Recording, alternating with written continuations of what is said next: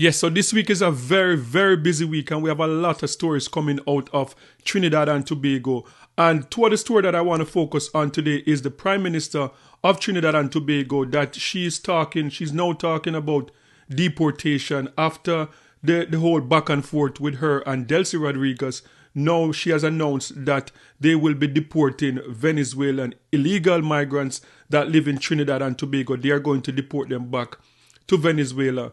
And another conversation came up in the interview that she did just a few days ago. And she's talking about CARICOM. CARICOM, they are unreliable, and that it seemed like the CARICOM governments, they chose their side, and it was not Trinidad and Tobago. They chose Venezuela. So these two stories I want to talk about. So let's talk about it.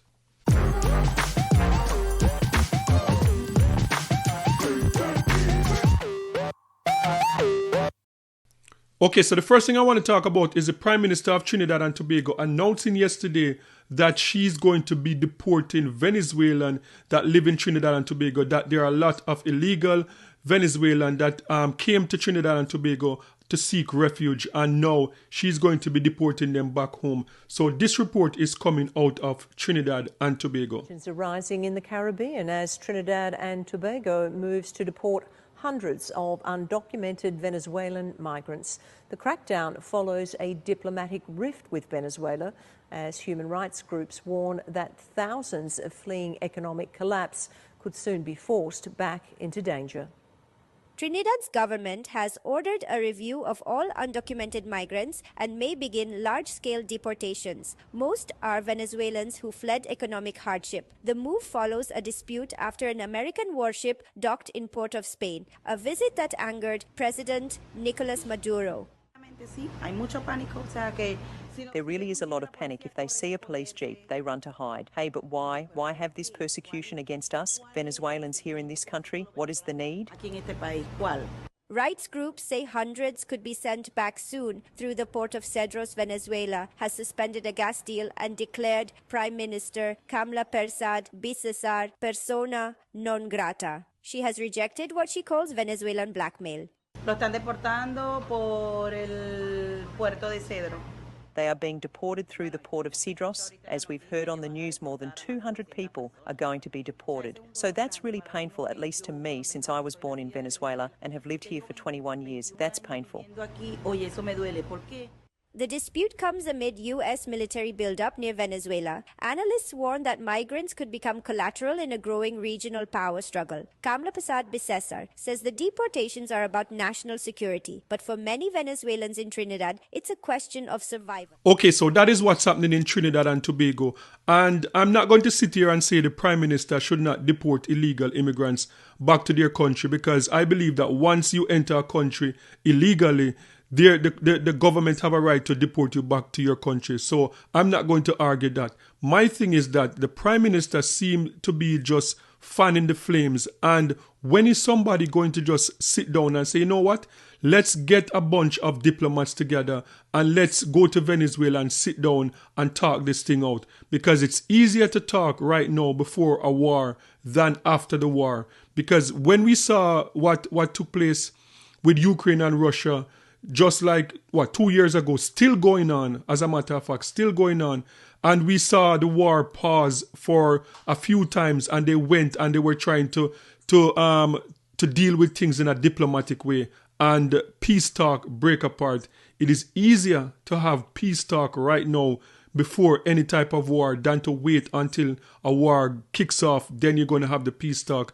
And that is just my problem with what is going on. Because as I said, yes, the Prime Minister have a right to deport illegal Venezuelan back home. But why do we have to hear about it on TV?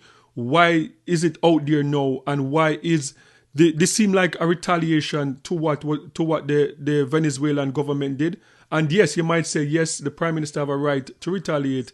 But the reality is, Venezuela, from what we are hearing, they have 4 million people on the front line ready to fight. How many soldiers is there in Trinidad and Tobago? And I don't understand why the Prime Minister is trusting the Trump administration so much, because this Trump administration, we have seen them turn their back on. We saw the Vice President, perfect example. We saw Mike Pence. We saw the president turn his back on Mike Pence. Mike Pence is someone that spent a lot of time with the president. And if you notice, so far for this administration, Donald Trump have not met with one leader in CARICOM.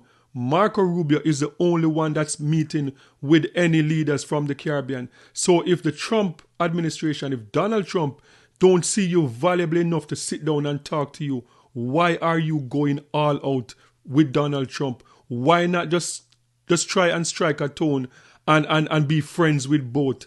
And that is just the issue that I'm having with this.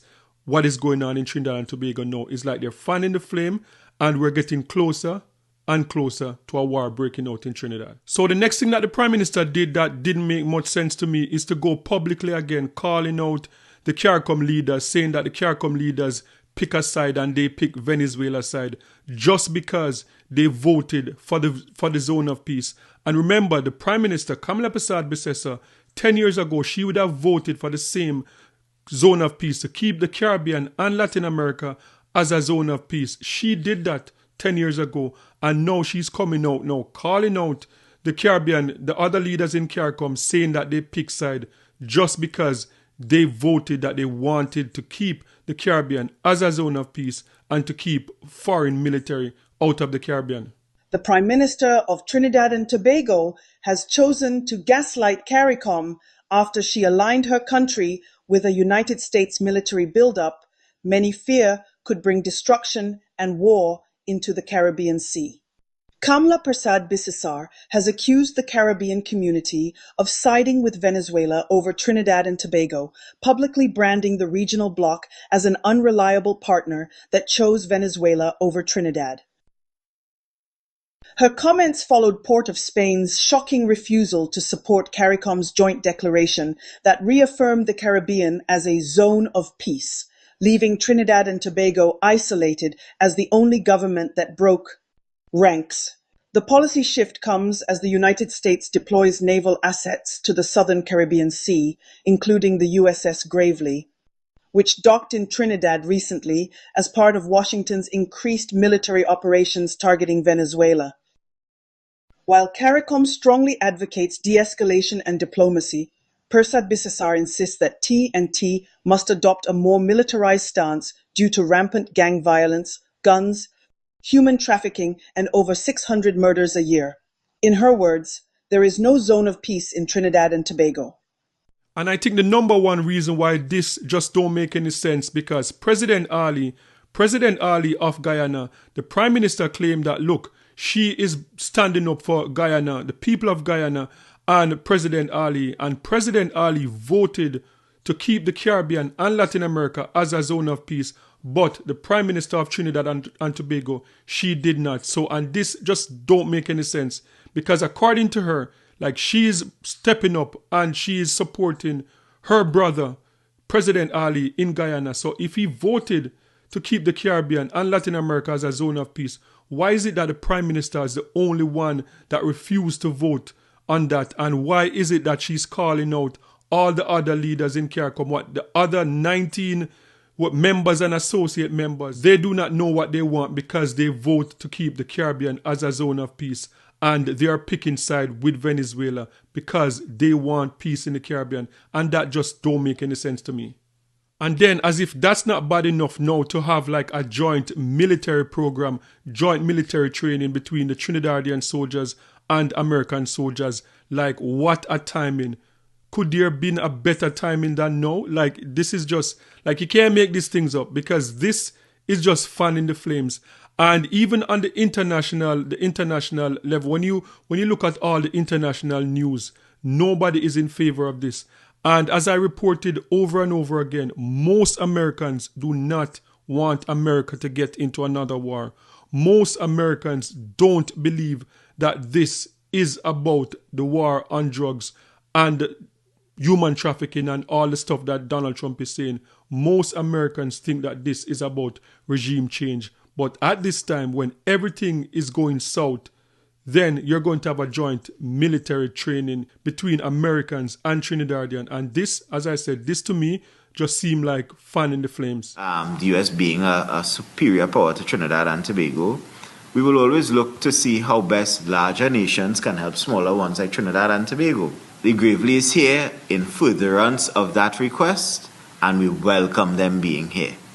It demonstrates that the US continues to be a very strong partner with Trinidad and Tobago. Yes, so that is it. As I said, Trinidad and Tobago seem to be dominating the news in recent time, and it's a lot of scary stuff coming out of Trinidad and Tobago. Like, I'm not Trinidadian, I'm not in Trinidad, and I'm fearful for the people of Trinidad because I know there's a different level between local crime, whatever crime is going on in Trinidad and Tobago, and war.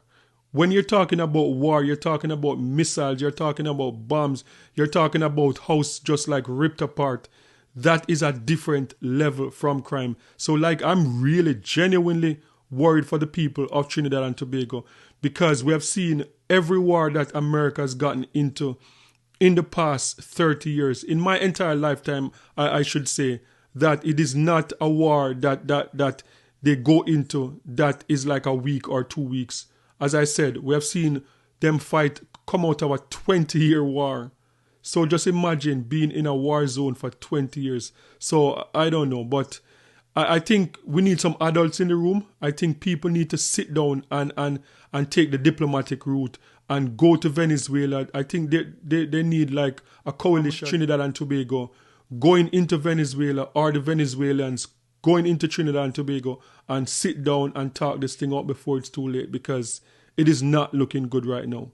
So guys, sound off in the comment section and let me know your thoughts on this one. And don't forget to like, share, and subscribe for more amazing content. And remember, peace. I'm out.